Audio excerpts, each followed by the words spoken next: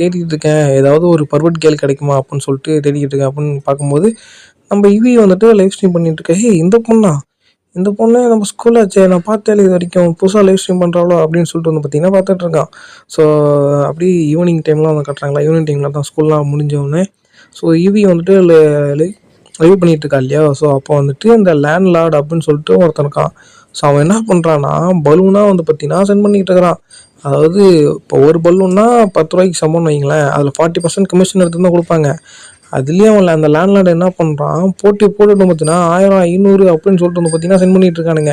So இதெல்லாம் வந்துட்டு அந்த யுஏ பொண்ணு பார்த்துட்டு தேங்க்ஸ்ப்பா அப்படின்னு சொல்லிட்டுனா ஒரு மாதிரி க்யூட்டாக பண்ணிட்டு, ஸோ லைவ் முடிஞ்ச உடனே நான் எப்படியும் அந்த டேனியில் வந்துட்டு பீட் பண்ணிடுவேன் அப்படின்னு வந்து பார்த்தீங்கன்னா ஒரு மாதிரி ஈவலாக மாறிக்கிட்டு இருக்கா. ஸோ அப்படியே கட் பண்ணால் இங்கே டேனியிலும் வந்து பார்த்தீங்கன்னா லைவ் தான் பண்ணிக்கிட்டு இருக்கா.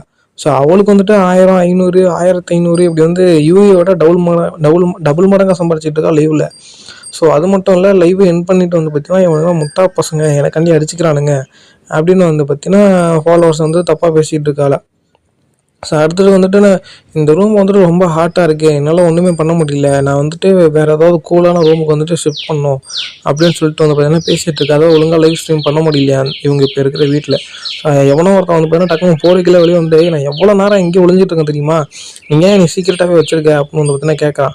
ஸோ இவ்வளோ வந்துன்னா திமராக சிகரெட் பிடிச்சிட்டு, ஏய் அப்போல்லாம் ஒன்றும் இல்லைப்பா, எனக்கு பாய் ஃப்ரெண்ட் இருக்குன்னு தெரிஞ்சால் யாராவது பலூன் அதிகமாக சென்ட் பண்ணுவாங்களா, நீயே சொல்லு அப்படின்னு சொல்லிட்டு இருந்தா இது உனக்காக தான் வாங்கிட்டு வந்தேன் அப்படின்னு சொல்லும்போது நம்ம ஹீரோட்ட கொடுத்தா இல்லையா, அந்த பர்சன் வந்து பார்த்தீங்கன்னா இவன்கிட்ட கொடுக்குறா. இவன் வந்து ஒரு சீக்ரெட் பாய் ஃப்ரெண்டு போல்.